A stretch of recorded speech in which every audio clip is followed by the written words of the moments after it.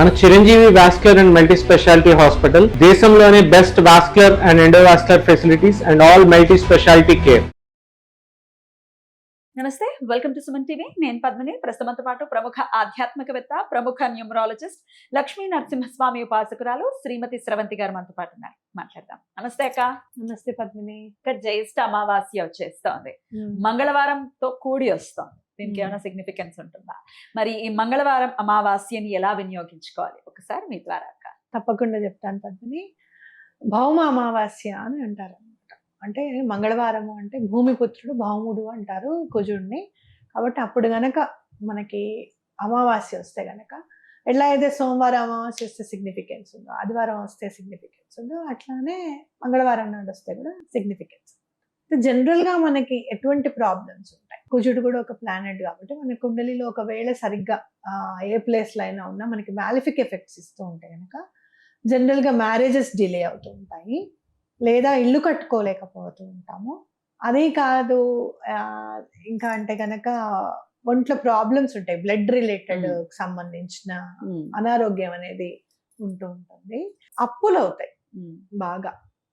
చాలా హైగా ఉన్నాడు అనుకోండి, విపరీతమైన ఎనర్జెటిక్ గా ఉండి విపరీతమైన కోపం ఉంటుంది. ఆ కోపం వల్ల వచ్చే మాటలతో ఇబ్బంది పడుతూ ఉంటారు అనమాట. కోపం ఉన్నప్పుడు మాట్లాడేస్తారు ఆలోచించకుండా, ఆ మాటలతో ఇబ్బంది ఉండడం జరుగుతుంది. జనరల్ గా ADHD ప్రాబ్లం ఉంటుంది, హైపర్ యాక్టివ్ ఉన్నారు పిల్లలు అంటే గనక కుజుడు వల్ల కూడా ఇబ్బంది కలగచ్చు. అట్లనే ఆటిజం ఉంది అని అంటే కూడా కుజుడు వల్ల ప్రాబ్లమ్స్ ఉన్నాయి అని చెప్తారు. అయితే మనకి ఇప్పుడు ఎలా మనం ఈ ప్రాబ్లంలోంచి ఎట్లా బయటపడాలి అని అంటే కనుక మంగళవారం నాడు ఆంజనేయ స్వామిని గనక పూజిస్తే చాలా మంచిది అని మనకు అందరికీ తెలిసిందే. అలానే అమావాస్య నాడు ఆంజనేయ స్వామిని పూజిస్తే కూడా చాలా మంచిది. రెండు కలిసి వస్తున్నాయి. అందులో జ్యేష్ఠ అమావాస్య, బడా మంగళవారం అని చెప్పి మనం చాలా చాలా చేసుకొని ఉన్నాము. చాలా మంది బడా మంగళవారం చేశాము అని చెప్పి నాకు కూడా చెప్పారు, మెసేజెస్ ఇస్తున్నారు. నేను కూడా చేశాను. నాకున్న పని బడా మంగళవారం నాడు స్టార్ట్ చేసినప్పుడు పని మొదలైనది. నిన్నటితో బడా మంగళవారం అయిపోయింది, నా వర్క్ కంప్లీట్ అయిన పద్ధతి అని చెప్పారు.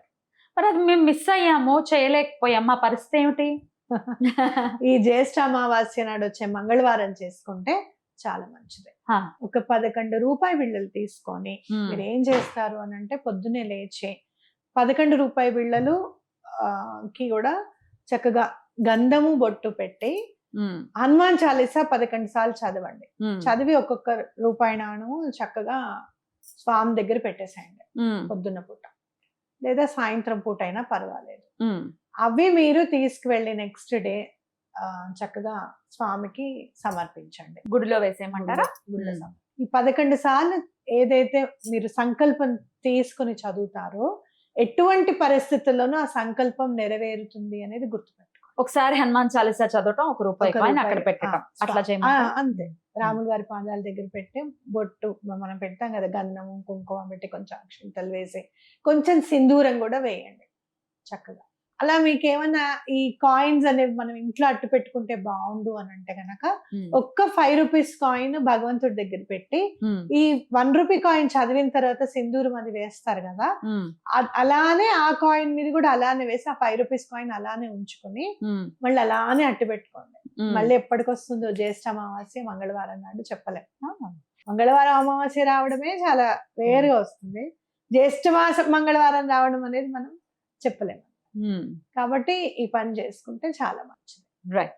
అలాగే పితృదోషాలు ఏమన్నా ఉన్నాయి జాతకంలో అంటే కూడా అవన్నీ కూడా తొలగిపోవడానికి మంగళవారం అమావాస్య చాలా మంచిది. మీరు ఏం చేస్తారంటే వాటర్ డొనేట్ చేయడం అనేది చాలా ఇంపార్టెంట్. పితృదోషాలకి వాటర్ డొనేట్ చేయడం అంటే చాలా ఇష్టం. గొడుగులు డొనేట్ చేయడము, చెప్పులు దానం చేయడం అనేది చాలా మంచిది. చేస్తే చాలా మంచిది, చాలా ముందుకెళ్తాం లైఫ్ లో అని చెప్పుకోవచ్చు. ఒకవేళ ఆ మంగళవారం నేను మిస్ అయ్యే పరిస్థితి ఉందండి, నాకు అడ్డుంది, ఆడవాళ్ళు చేస్తున్నారు అనుకోండి, అడ్డుంది, లేకపోతే మేము వేరే చోట ఏదైనా రీజన్స్ చేయలేని పరిస్థితి ఉంటే ఇంకొక రోజు ఎప్పుడు చేయొచ్చు ఇదే? ఆ రోజు ఒక 500 రూపాయలు 100 రూపాయలు పక్కకు పెట్టుకుని ఆ డబ్బులు మీరు ఎప్పుడన్నా నెక్స్ట్ ఎప్పుడు కావాలనుకుంటే నెక్స్ట్ మంగళవారం నాడు చేసుకోండి, తప్పకుండా అవుతుంది. ఆంజనేయ స్వామి చాలా అండగా నిలబడతారు పద్మిని.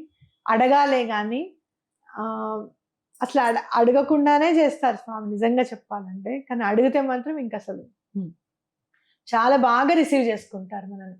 మనకు అర్థమైపోతుంది స్వామి మన వెన్నంటే ఉన్నారు అని అర్థమవుతుంది. నేను ఈ బడా మంగళవారం చేసేటప్పుడు విజయవాడకి వెళ్ళడం జరిగింది. అక్కడ దాసాంజనేయ స్వామి టెంపుల్ ఉంది మాచవరంలో. అక్కడికి వెళ్ళినప్పుడు బడా మంగళవారం మానకూడదని చెప్పి నేను స్వామివారికి సింధూరం ఇచ్చాను. ఇచ్చినప్పుడు నేను చుట్టూరా ప్రదక్షిణం చేస్తుంటే నాకు ఆంజనేయ స్వామి గొంతే వినపడుతోంది. రామ్ రామ్ రామ్ అని అనుకుంటూ చాలా గంభీరంగా ఉంది గొంతు, మాట్లాడుతున్నట్టుగా అనిపిస్తుంది. ఎవరిదా ఈ గొంతు? ఏదైనా టైప్ రికార్డ్ ఏమైనా పెట్టారా ఏంటా అని అనుకుంటున్నాను.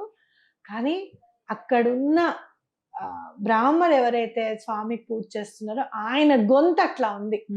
సేమ్ రామ్ అని వస్తుంది చూసామా, అలానే ఉంది ఆయన గొంతు. నాకు అనిపించింది ఆయన చేస్తూ చేస్తూ చేస్తూ ఈయన కూడా ఆంజనేయ స్వామి. నేను విన్నాను ఈ మాట.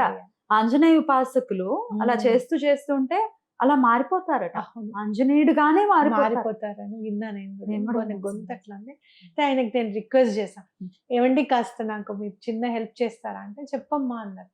నాకు ఆయన చేతి మీద ఉన్న సింధూరం కావాలండి, కుడి భుజాన్ని తీసుకోమన్నారు. అలానే అలా చేతి వరకు ఇట్లా తీసి ఇచ్చారు. ఎంత మంచిగా అనిపించింది నాకు. మనం ఏం పరిచయస్తులం కాదు, ఏం కాదు, కొంచెం చిన్న సహాయం చేయాలండి మీరంటే, చెప్పమ్మా అని చేశారనమాట. అంటే భగవంతుడు ఎక్కడో లేడు, మనుషుల రూపంలోనే మనకి హెల్ప్ చేస్తూ ఉంటాడు అనడానికి ఇదొక ప్రతిదీ. నిష్టగా చేస్తే కనుక ఆయన తప్పకుండా వెన్నంటే ఉంటారు అనేది ఇదొక నిదర్శనం. రైట్. ఖచ్చితంగా మంగళవారం అమావాస్యను వినియోగించుకోవాల్సిందిగా ఈ సందర్భంగా మనవి చేస్తాం. అంటే మంగళవారం రోజు పూజ చేస్తాం, బుధవారం రోజు ఆ కాయిన్స్ వేసేస్తాం గుడిలో, అది గుర్తుపెట్టుకోండి. ఎవరికైనా అప్పులు ఉన్నాయి బాగా అనుకుంటే గనక రుణ విమోచన అంగారక స్తోత్రం గనక ఈ రోజు స్టార్ట్ చేసి మీరు ఒక 41 రోజులు చదువుకుంటే రుణం నుంచి విముక్తి ఎటువంటి పరిస్థితులను పొందుతారు. రైట్, అలాగే పొందాలి. ఈ రుణ బాధల నుంచి ప్రతి ఒక్కరూ కూడా విముక్తి పొంది సంతోషకరమైనటువంటి జీవితాన్ని మన వాళ్ళు పొందాలని మనస్ఫూర్తిగా కోరుకుంటూ చాలా అద్భుతంగా తెలియజేశారక్క. కృతజ్ఞతలు. నమస్తే అక్క. నమస్తే.